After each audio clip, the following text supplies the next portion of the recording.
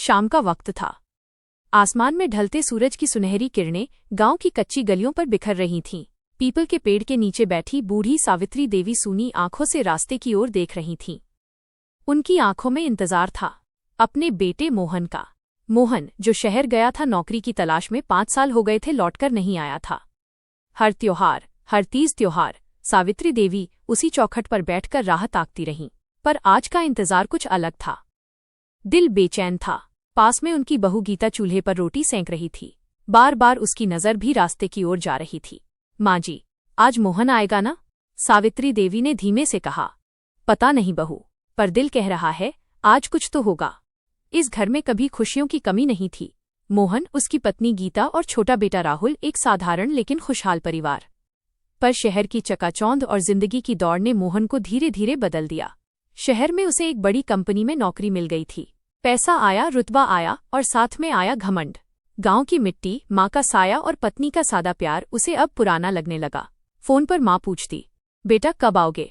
मोहन टाल देता, माँ अभी बहुत काम है। गीता कई रातें रोती रही। राहुल अपने पिता की तस्वीर से बातें करता, पापा आप कब आओगे? मेरी स्कूल की रेस है। गीता ने कभी शिकायत नहीं की। सास की सेवा, बेटे की परवरिश और खेतों की देखरेख सब अकेले संभालती रही। लोग कहते, तुम्हारा पति शहर में है, ऐश कर रहा होगा। गीता मुस्कुरा देती, पर दिल में टीस उठती। एक दिन डाकिया चिट्ठी लाया। मोहन की चिट्ठी थी।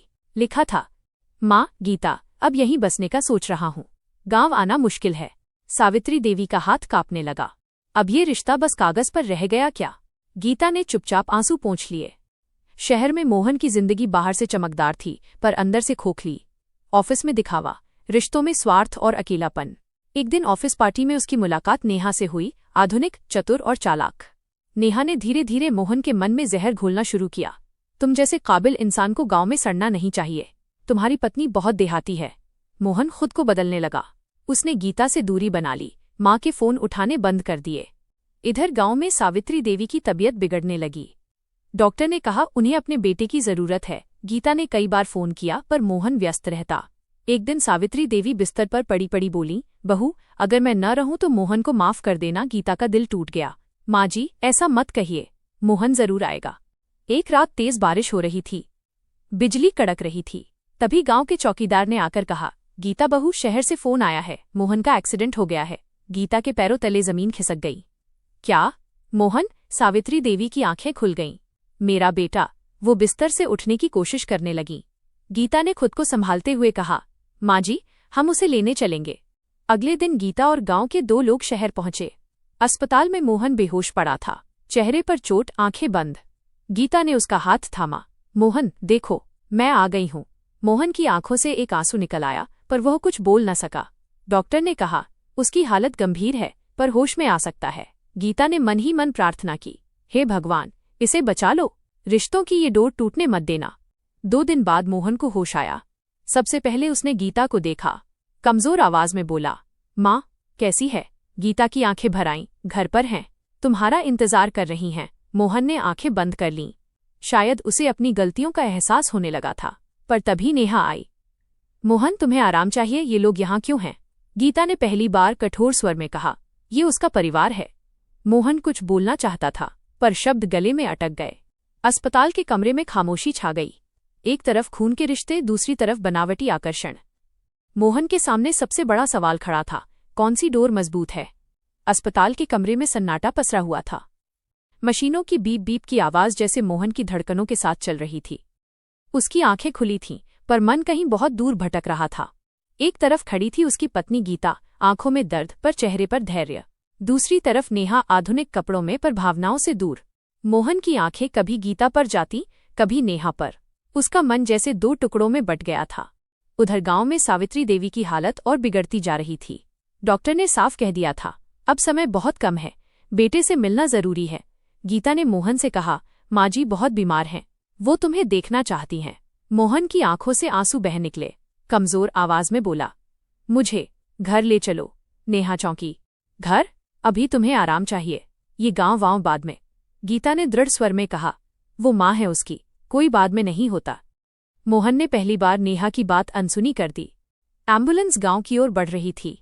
रास्ते भर मोहन खिड़की से बाहर देखता रहा, वही खेत, वही पेड़, वही मिट्टी। हर मोड़ पर उसे अपने बचपन की यादें दिख रही थीं। माँ की उंगली पकड़कर स्कूल जाना, गीता के साथ कुएं पर पानी भरना, राहुल को कंधों पर बैठाना। उसकी आंखें भर आईं। जैसे ही एम्बुलेंस घर के सामने रुकी, सावित्री देवी ने जैसे किसी चमत्कार से आंखें खोल दी। मोहन, मेरा बेटा, कमजोर आवाज में पुकारा। मोहन ने कांपते हाथों से माँ का सिर अपने सीने से लगा लिया। माँ, मुझे माफ कर दो। सावित्री देवी की आंखों से आंसू बह निकले। बेटा, माँ कभी नाराज नहीं होती, बस इंतजार करती है। गीता पास खड़ी सब देख रही थी। उसकी आंखों में आंसू थे, पर चेहरे पर संतोष।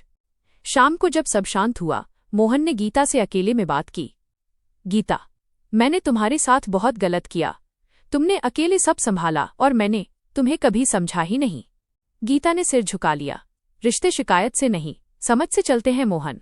मोहन बोला, मैं अब सब ठीक करना चाहता हूँ। अगले दिन नेहा गांव पहुंची। घर की सादगी देखकर उसका चेहरा उतर गया। मोहन, तुम यहाँ रहकर अपना करियर बर्बाद कर लोगे, चलो वापस शहर। मोहन ने पहली बार साफ कहा, करियर से बड़ा परिवार होता है। नेहा झुंझला गई। तुम बदल गए हो। मोहन शांत स्वर में बोला, नहीं, मैं अब खुद को पहचान पाया हूँ। नेहा गुस्से में लौट गई। उसकी कहानी वहीं खत्म हो गई। एक रात सावित्री देवी ने मोहन को पास बुलाया। बेटा, मेरी एक आखिरी इच्छा है।